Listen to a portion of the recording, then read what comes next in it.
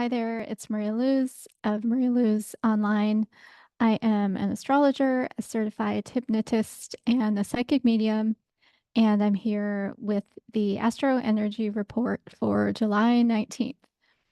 So, first of all, I just want to give a shout out to all of my fellow astrologers who practice mundane astrology. That's where they focus on, what's happening in the world. And you may remember last Friday, I gave a mention to the Mars-Uranus conjunction. And for some reason, it came out of me about things happening in the US in history. And I thought about it later and I was actually a little bit anxious because I didn't know if that was true. It just came out of me. But anyway, the astrologers who do focus on that, they totally called even down to Trump because of the position of where that conjunction is relative to his chart.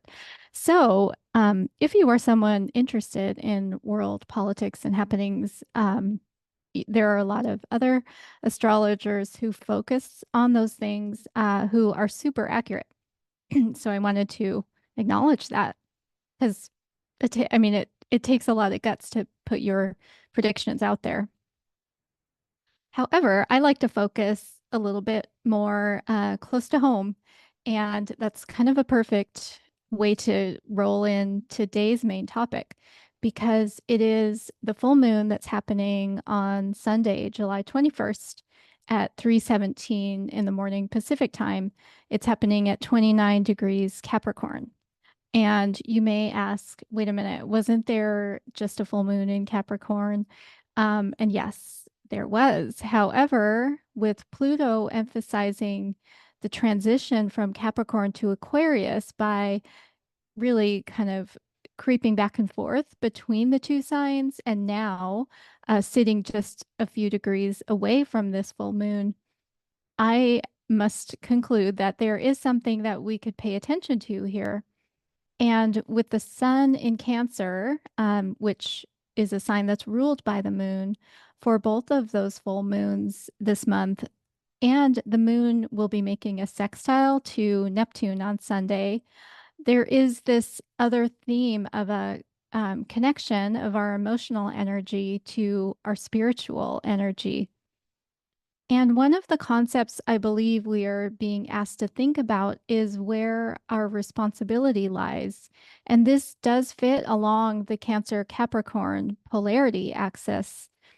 I keep saying access, but I mean axis. um, I think I still have COVID brain a little bit. However, um, as especially as this axis relates to groups, as in the family group, which is more the Cancer side, and then the public group, which is the Capricorn side.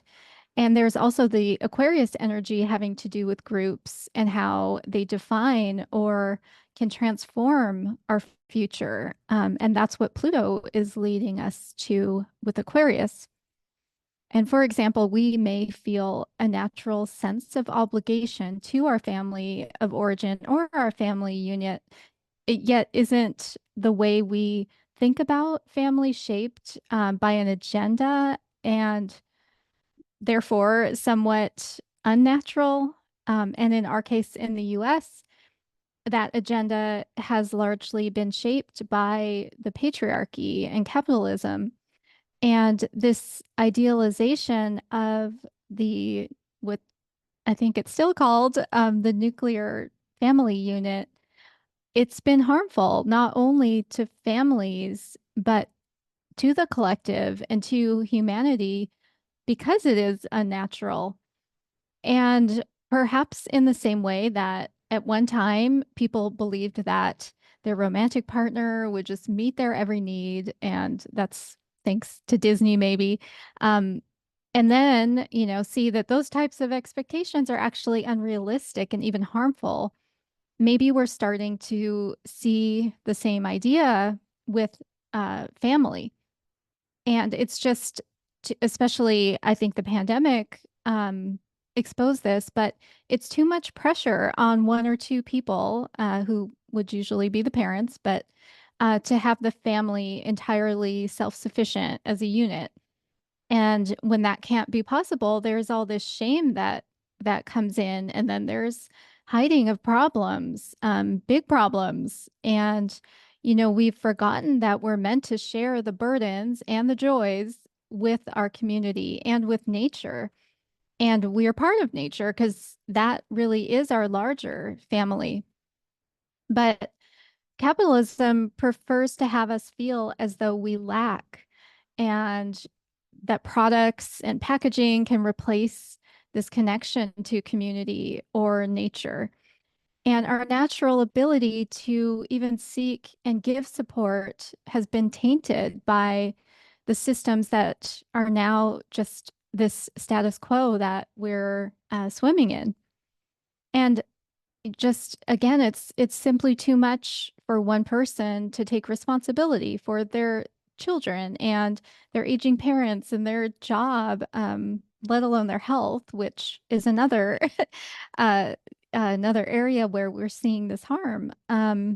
Without these natural support systems that we're meant to have. And I, as I was outside doing some weeding, I've been just going outside a few minutes, like every hour or two, um, just to give my brain some time in nature, along with my body. Um, so, I was thinking if we lived more in tune with the community and with nature, we wouldn't have to write off children and our elders as being this helpless and needy group, because they wouldn't be.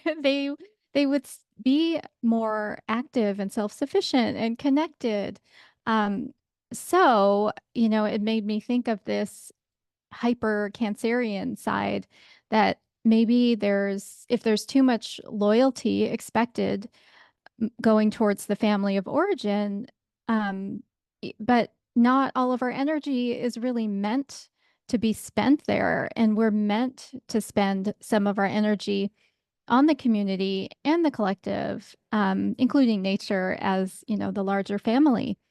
And then we have connection there as a result, which then supports back, the smaller family unit. And you can see how this circle seems more natural and sustainable and healthy.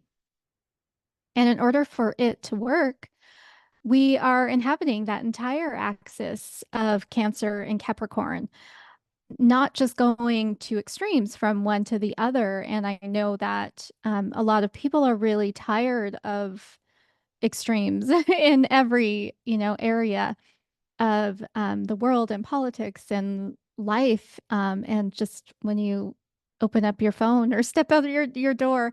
Um, so I'm interpreting Neptune's reach for the moon in that sextile position as doing an emotional check-in about how we may have idealized this tradition that that I don't want to say stuck, but that's been expected, put on us as an expectation. And further, also on Sunday, Mercury in Leo makes a square to Uranus in Taurus.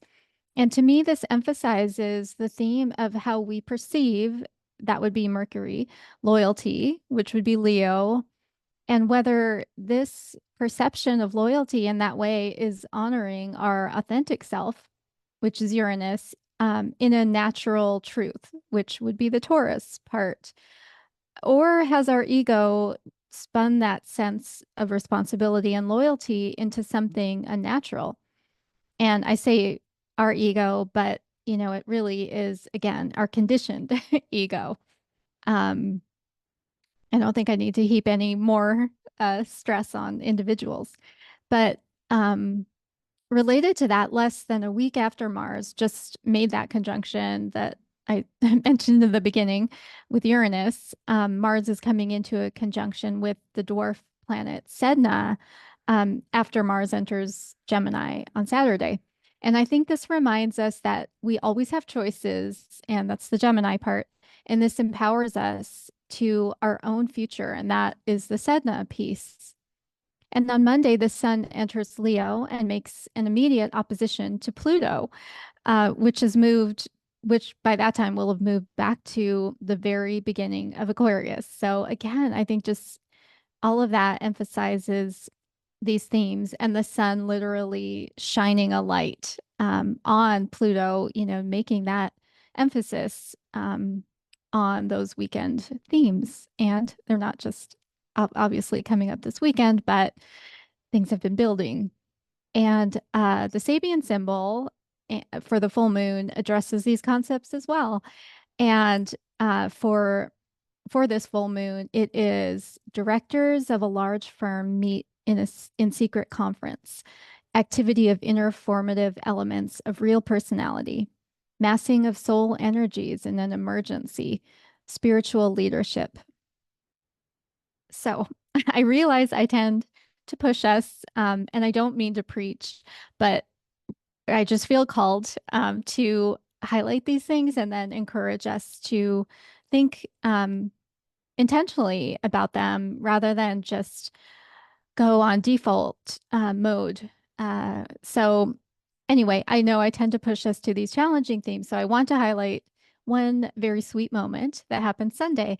And that's when our two so called benefic planets, which are Venus and Jupiter, so benefic, that goes back to Hellenistic astrology and whether you were a day or a night chart.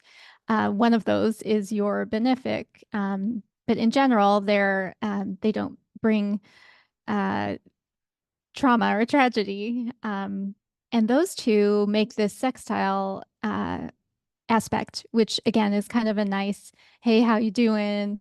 Um, Nice collaborative aspect. And so I see it as a little encouragement to indulge in some way. That's the Jupiter indulging, like maybe new clothes or a new do. That's kind of Venus in Leo, likes to peacock around a little bit, or maybe attend a music event or be creative and write a poem or go for karaoke.